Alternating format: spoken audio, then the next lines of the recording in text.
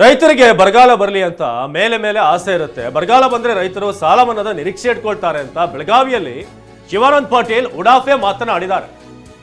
ಬರಗಾಲ ಬಂದ್ರೆ ನಮ್ಮ ಸಾಲ ಮನ್ನಾ ಆಗುತ್ತೆ ಅಂತ ರೈತರು ಒಳಗೊಳಗೆ ಆಸೆ ಇಟ್ಕೊಂಡಿರ್ತಾರಂತೆ. ಮಳೆ ಬರದೇ ಇದ್ರೆ ನಮ್ಮ ಸಾಲ ಮನ್ನಾ ಆಗುತ್ತೆ ಅಂತ ಬೆಳಗಾವಿಯಲ್ಲಿ ಸಚಿವ ಶಿವಾನಂದ ಪಾಟೀಲ್ ಉಡಾಫೆ ಮಾತುಗಳನ್ನು ಆಡಿದ್ದಾರೆ. ಕೃಷ್ಣಾ ನದಿ ನೀರು ಪುಕ್ಸಟ್ಟೆ ಇದೆ, ಕರೆಂಟು ಪುಕ್ಸಟ್ಟೆ ಇದೆ ಅಂತ ಹೇಳಿ ಹಿಂದಿನ ಸರ್ಕಾರ ಸಾಲ ಮನ್ನಾ ಮಾಡಿವೆ ಅಂತ ಶಿವಾನಂದ ಪಾಟೀಲ್ ಹೇಳಿದ್ದಾರೆ. ಆದರೆ ಸರ್ಕಾರ ಸಂಕಷ್ಟದಲ್ಲಿದ್ದಾಗ ಅದು ಕಷ್ಟ ಅಂತ ಹೇಳಿದರು. ಅಲ್ಲ, ಈ ಶಿವಾನಂದ ಪಾಟೀಲರು ಇಲ್ಲಿ ತನಕ ನಾನು ಅವರು ಒಳ್ಳೆ ನಾಯಕರು ಅಂತ ಅಂದ್ಕೊಂಡಿದ್ದೆ, ಯಾಕಂದರೆ ಒಬ್ಬ ಜವಾಬ್ದಾರಿ ನಾಯಕ ಅಂದ್ಕೊಂಡಿದ್ದೆ. ಈ ರೀತಿ ಮಾತಾಡಿದ್ರೆ ಜನ ಧಿಕ್ಕರಿಸ್ಬಿಡ್ತಾರೆ. ಏನು ಇವ್ರು ಮನೆಯಿಂದ ತಂದು ಕೊಡ್ತಾರಾ? ಇವ್ರ ಆಸ್ತಿಯಿಂದ ತಂದು ಕೊಡ್ತಾರೆ. ಇವ್ರಿಗೆ ಬೇಕು, ಇವ್ರು ಕೊಟ್ಟರು ಇವರು ಪುಕ್ಸಟ್ಟೆ ಯೋಜನೆಗಳನ್ನು. ಏನು ಶಿವಾನಂದ ಪಾಟೀಲ್ ಅವ್ರು ಮನೆಯಿಂದ ಕೊಟ್ರಾ? ಅವ್ರು ಹೇಳ್ತಾರೆ ಏನಂದರೆ ಕೃಷ್ಣಾದಲ್ಲಿ ನೀರಿದೆ, ನೀರು ಕುಡಿಸ್ಬಿಡ್ತಾರೆ ಜನಗಳು, ಹುಷಾರಾಗಿರಿ. ಕರೆಂಟ್ ಪುಕ್ಸಟ್ಟೆ ಕರೆಂಟ್ ಇದೆ, ಶಾಕ್ ಕೊಟ್ಬಿಡ್ತಾರೆ ಜನರು, ಹುಷಾರಾಗಿರಿ. ಶಿವಾನಂದ ಪಾಟೀಲ್ರೇ, ನಾಚಿಕೆ ಆಗಬೇಕು ನಿಜಕ್ಕೂ. ಕೃಷ್ಣಾ ನದಿ ನೀರು ಪುಕ್ಕಟ್ಟದ, ಕರೆಂಟು ಪುಕ್ಕಟ್ಟದ, ಮತ್ತು ಬಹಳಷ್ಟು ಮುಖ್ಯಮಂತ್ರಿಗಳು ಬೀಜಾನು ಕೊಟ್ಟರು, ಗೊಬ್ಬರನೂ ಕೊಟ್ಟರು. ಇನ್ನು ರೈತರಿಗೆ ಏನಪ್ಪ ಅಂತಂದ್ರೆ ಒಂದೇ ಆಸೆ ಇರ್ತದೆ, ಮ್ಯಾಗ ಬರಗಾಲ ಬೀಳಲಿ ಅಂತೇಳಿ. ಯಾಕಂದ್ರೆ ಅದು ಸಾಲ ಮನ್ನಾ ಆಗ್ತದೆ. ರೈತರಿಗೆ ಏನಪ್ಪ ಅಂತಂದ್ರೆ ಒಂದೇ ಆಸೆ ಇರ್ತದೆ, ಮ್ಯಾಗ ಬರಗಾಲ ಬೀಳಲಿ ಅಂತೇಳಿ. ಯಾಕಂದ್ರೆ ಅದು ಸಾಲ ಮನ್ನಾ ಆಗ್ತದೆ. ಹಂಗೆ ಬಯಸ್ಬಾರ್ದು. ಅದ್ರಾಗೆ ನೀವು ಬ್ಯಾಡ ಅಂದ್ರೆ 3-4 ವರ್ಷಕ್ಕೆ ಒಂದು ಸರ್ತಿ ಬಂದೇ ಬರ್ತದೆ.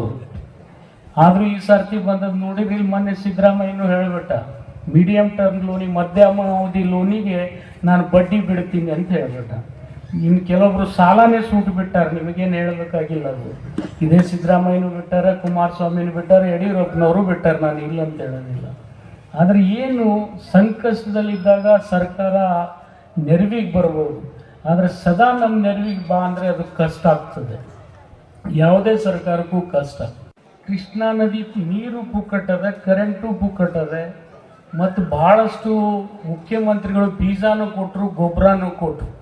ಇನ್ನು ರೈತರಿಗೆ ಏನಪ್ಪ ಅಂತಂದ್ರೆ ಒಂದೇ ಆಸೆ ಇರ್ತದೆ, ಮ್ಯಾಗ ಬರಗಾಲ ಬೀಳಲಿ ಅಂತೇಳಿ. ಯಾಕಂದ್ರೆ ಅದು ಸಾಲ ಮನ್ನಾ ಆಗ್ತದೆ. ರೈತರಿಗೆ ಏನಪ್ಪ ಅಂತಂದ್ರೆ ಒಂದೇ ಆಸೆ ಇರ್ತದೆ, ಮ್ಯಾಗ ಬರಗಾಲ ಬೀಳಲಿ ಅಂತೇಳಿ. ಯಾಕಂದ್ರೆ ಅದು ಸಾಲ ಮನ್ನಾ ಆಗ್ತದೆ. ಹಂಗೆ ಬಯಸ್ಬಾರ್ದು. ಅದ್ರಾಗೆ ನೀವು ಬ್ಯಾಡ ಅಂದ್ರೆ 3-4 ವರ್ಷಕ್ಕೆ ಒಂದು ಸರ್ತಿ ಬಂದೇ ಬರ್ತದೆ. ಆದರೂ ಈ ಸರ್ತಿ ಬಂದದ್ದು ನೋಡಿದ್ರೆ ಇಲ್ಲಿ ಮೊನ್ನೆ ಸಿದ್ದರಾಮಯ್ಯನೂ ಹೇಳಿಬಿಟ್ಟ, ಮೀಡಿಯಂ ಟರ್ಮ್ ಲೋನಿಗೆ, ಮಧ್ಯಮ ಅವಧಿ ಲೋನಿಗೆ ನಾನು ಬಡ್ಡಿ ಬಿಡ್ತೀನಿ ಅಂತ ಹೇಳ್ಬಿಟ್ಟ. ಇನ್ನು ಕೆಲವೊಬ್ರು ಸಾಲನೇ ಸೂಟ್ ಬಿಟ್ಟಾರೆ, ನಿಮಗೇನು ಹೇಳಬೇಕಾಗಿಲ್ಲ. ಅದು ಇದೇ ಸಿದ್ದರಾಮಯ್ಯನೂ ಬಿಟ್ಟಾರೆ, ಕುಮಾರಸ್ವಾಮಿನೂ ಬಿಟ್ಟಾರೆ, ಯಡಿಯೂರಪ್ಪನವರು ಬಿಟ್ಟಾರೆ, ನಾನು ಇಲ್ಲ ಅಂತ ಹೇಳೋದಿಲ್ಲ. ಆದರೆ ಏನು ಸಂಕಷ್ಟದಲ್ಲಿದ್ದಾಗ ಸರ್ಕಾರ ನೆರವಿಗೆ ಬರ್ಬೋದು, ಆದರೆ ಸದಾ ನಮ್ಮ ನೆರವಿಗೆ ಬಾ ಅಂದರೆ ಅದು ಕಷ್ಟ ಆಗ್ತದೆ. ಯಾವುದೇ ಸರ್ಕಾರಕ್ಕೂ ಕಷ್ಟ. ಇದು ಶಿವಾನಂದ ಪಾಟೀಲರ ಮಾತು. ನಾನು ಹೇಳ್ತಾ ಇದ್ದೆ, ಶಿವಾನಂದ ಪಾಟೀಲರ ಬಗ್ಗೆ ಗೌರವ ಇತ್ತು, ಒಳ್ಳೆ ನಾಯಕ ಅನ್ನೋದ್ರ ಬಗ್ಗೆ. ಆದರೆ ಶಿವಾನಂದ ಪಾಟೀಲರು ಈ ಥರ ಉಡಾಫೆ ಮಾತುಗಳಿದಾವಲ್ಲ, ಇದನ್ನು ಯಾವನೂ ಇಷ್ಟಪಡಲ್ಲ ಬಿಡಿ.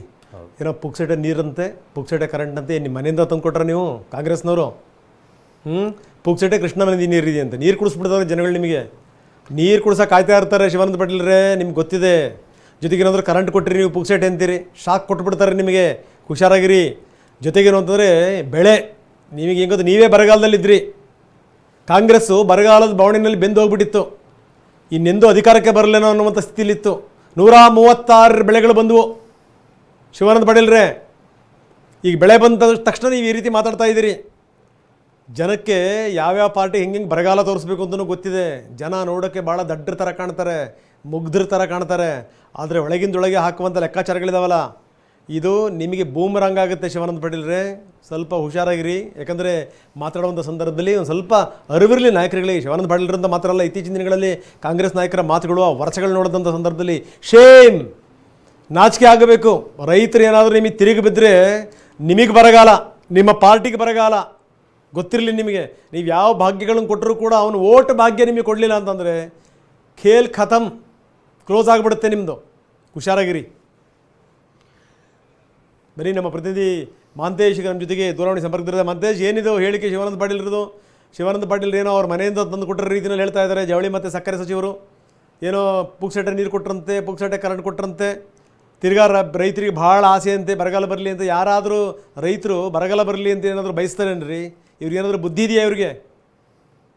ರಂಗನಾಥ್, ನಿಜಕ್ಕೂ ಒಂದ್ ರೀತಿ ಜವಾಬ್ದಾರಿಯುತ ಸ್ಥಾನದಲ್ಲಿರುವಂತಹ ಸಚಿವರೇ ಈ ರೀತಿ ಮಾತುಗಳನ್ನಾಡಿದ್ರೆ ಹೇಗೆ ಎಂಬುದು ಈಗ ರೈತರೇ ಪ್ರಶ್ನೆ ಮಾಡ್ತಾ ಇದ್ದಾರೆ. ಮೊದಲೇ ಭೀಕರ ಬರಗಾಲದಿಂದ ರೈತರು ಕಂಗಾಲಾಗಿ ಹೋಗಿದ್ದಾರೆ. ಈ ವೇಳೆ ಜವಾಬ್ದಾರಿಯುತ ಸ್ಥಾನದಲ್ಲಿದ್ದಂತಹ ಸಕ್ಕರೆ ಸಚಿವ ಶಿವಾನಂದ ಪಾಟೀಲ್ ನಿನ್ನೆ ಸುತ್ತಟ್ಟಿ ಗ್ರಾಮದಲ್ಲಿ ವಿವಿಧ ವರ್ಷ ಸಹಕಾರಿ ಸಂಘದ 25ನೇ ವಾರ್ಷಿಕೋತ್ಸವ ಸಮಾರಂಭ ಇತ್ತು. ಈ ಸಮಾರಂಭದಲ್ಲಿ ಭಾಷಣ ಮಾಡುವ ವೇಳೆ ರೈತರ ಬಗ್ಗೆ ಒಂದ್ ರೀತಿ ಉಡಾಫೆ ಹೇಳಿಕೆಯನ್ನ ಕೊಟ್ಟಿದ್ದಾರೆ ಅಂತ ಹೇಳ್ಬೋದು. ಬರಗಾಲ ಬರಲೆಂದು ರೈತರು ದಾರಿ ಕಾಯ್ತಾ ಇರ್ತಾರೆ ಎಂಬ ಅರ್ಥದಲ್ಲಿ ಮಾತನಾಡಿರುವಂತದ್ದು. ಏನು ಈಗ ಕೃಷ್ಣಾ ನದಿ ಇದೆ, ಅಂದ್ರೆ ಅಥಣಿ ತಾಲೂಕು ಕೃಷ್ಣಾ ನದಿ ದಂಡೆ ಮೇಲೆ ಇರುವಂತದ್ದು. ಅಲ್ಲಿ ಕೃಷ್ಣಾ ನದಿ ನೀರು ಪುಕ್ಸಟ್ಟೆ ಇದೆ, ಕರೆಂಟ್ನು ಪುಕ್ಸಟ್ಟೆ ಇದೆ. ಬಹಳಷ್ಟು ಮುಖ್ಯಮಂತ್ರಿಗಳು ಬಂದ್ರು, ಬೀಜಾನು ಕೊಟ್ರು, ಗೊಬ್ಬರನು ಕೊಟ್ರು. ಆದ್ರೆ ರೈತರಿಗೆ ಒಂದೇ ಆಸೆ ಇರುತ್ತೆ, ಮೇಲೆ ಮೇಲೆ ಬರಗಾಲಿ ಬರಲೆಂದು. ಅಂದ್ರೆ ಮೇಲೆ ಮೇಲೆ ಬರಗಾಲ ಬಂದ್ರೆ ಸಾಲ ಮನ್ನಾ ಆಗುತ್ತೆ ಅಂತ ಆಸೆ ಇರುತ್ತೆ ಎಂಬ ಮಾತುಗಳನ್ನ ಸ್ವತಃ ಸಚಿವ ಏನು ಶಿವಾನಂದ ಪಾಟೀಲ್ ಅವರು ಇರುವಂತದ್ದು. ಸದ್ಯ ಶಿವಾನಂದ ಪಾಟೀಲ್ ಅವರ ಈ ಹೇಳಿಕೆಗೆ ತೀವ್ರ ಆಕ್ರೋಶ ವ್ಯಕ್ತವಾಗ್ತಾ ಇದೆ ರಂಗನಾಥ್. ಧನ್ಯವಾದ ಆತ್ಮೆಲ್ಲ ಮಾಹಿತಿಗೆ.